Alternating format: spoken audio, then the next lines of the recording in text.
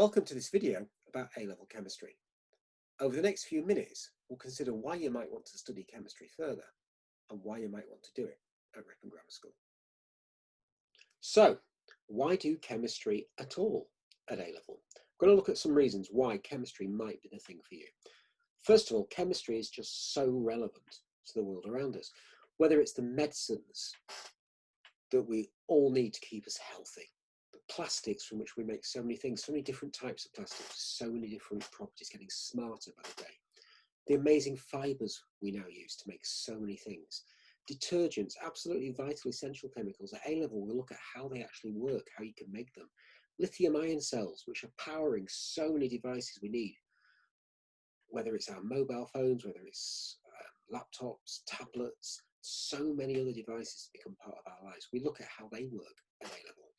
Alloys, mixtures of metals, very specific alloys used for so many things. Fuels, chemists are at the heart of looking at fuels. We've got to solve the problems on this planet about the fuels that we are using and find new ways to power things, new fuels. Chemists are at the forefront of that. And then the human body itself, the greatest chemical factory of all, so many chemical reactions taking place every second in the body. And we will start to dig in deeper to look at those at A-level to see what's going on. Because if you're going to solve problems within the human body, we need to understand the chemical reactions taking place. So chemistry is all around us. Chemistry involves everything. And at A-level, we dig deeper, we learn more about what's going on around us, get a much better understanding. Secondly, chemistry does offer a unique combination of skills that employers and university admissions tutors are really looking for.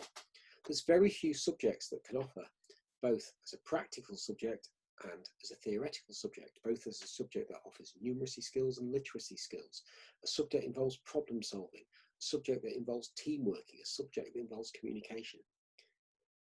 Employers, universities know that chemistry brings this whole range of skills and it's a very, very valuable A-level. Also, the Russell Group of universities regard chemistry as a facilitating subject, which is one of those subjects they regard as being particularly important and very helpful for university admission. Thirdly, for many university courses, chemistry is simply a requirement. You have to have A-level chemistry. This is just a few to give you a flavour of the types of courses for which you need chemistry. But you'll notice courses like medicine, veterinary science, dentistry.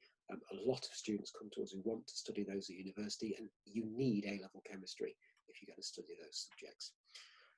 But this list is just to give you a flavour. There are many, many more that require chemistry. Fourthly, over the years, we have got great results at Ripon Grammar School. Or should I say our students have got great results at Ripon Grammar School. We've set things up here and our students respond well. Our students make fantastic progress. They work very hard. They are very diligent. And with that, they make great progress and get great results. If we look at our results, this is excluding 2020, which I don't think is a fair comparison, although actually it would improve these grades further. But if you look for the previous 3 years to 2020, you can see the vast majority of our students are getting grade A star or B.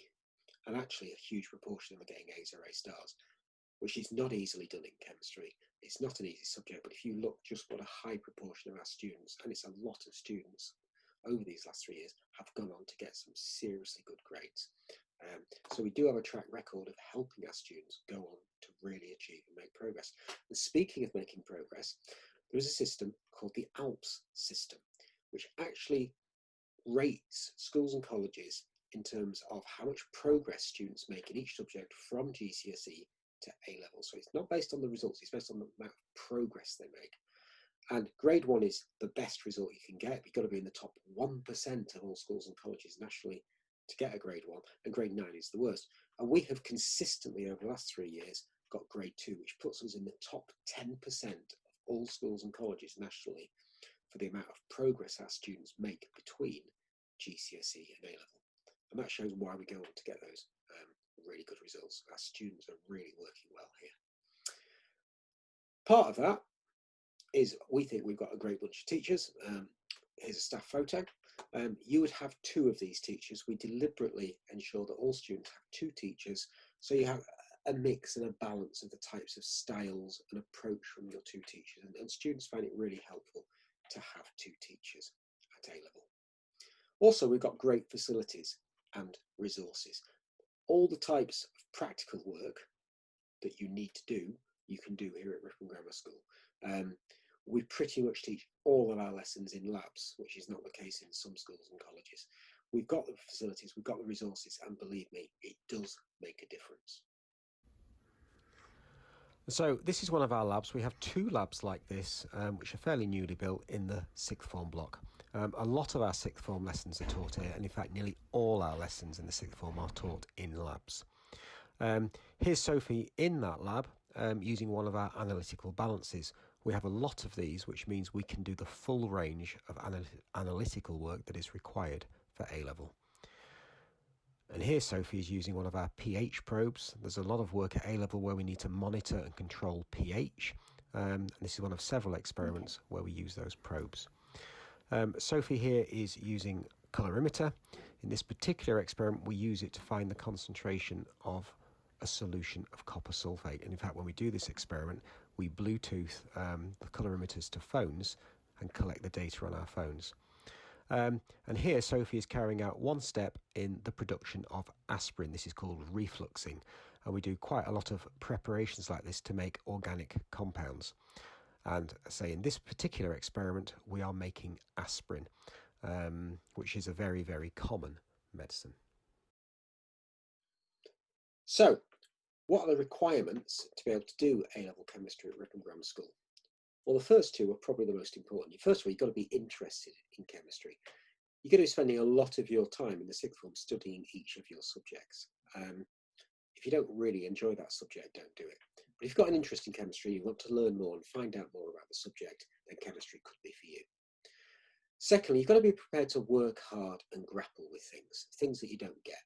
Chemistry is not easy, but you can see that our students over many years have worked hard, have grappled, they've got to grips with it, and they've gone on to be very successful. You've got to have that work ethic and mindset. In terms of grades, our experience is providing someone gets at least a grade 7 at GCSE, whether that's combined science or chemistry, providing they have the interest and the work ethic, they can go on to get a really good grade at A-level. So we say at least grade 7 at GCSE in chemistry or combined science. And in maths, there is a fair bit of maths in A-level chemistry, but it's only GCSE maths. Apart from one tiny little bit in the opposite, it's just GCSE maths. And as long as you've got at least grade 6 at GCSE, the maths won't be a problem, so don't worry about it.